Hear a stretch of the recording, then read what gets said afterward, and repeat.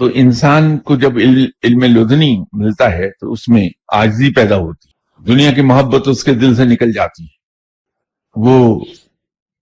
जहां किसी शख्स के लिए 10 रुपए खर्च करना मुश्किल समझता है, जब उसको इल्म हासिल होना शुरू होता है तो तब्दीली आती है कि दूसरों पर और खासतौर पर अपने मुखालफीन पर बेदरेग पैसा खर्च कर देता है अपनी मेहनत की कमाई। पहले उसको छोटे छोटे मसले परेशान कर रहे होते हैं, इल्म मिलने के बाद बड़े बड़े मसले भी वो हंस के टाल देता है।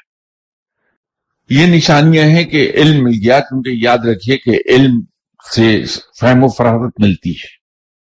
और फहम फरासत मोमिन का तुर्रा इम्तियाज है।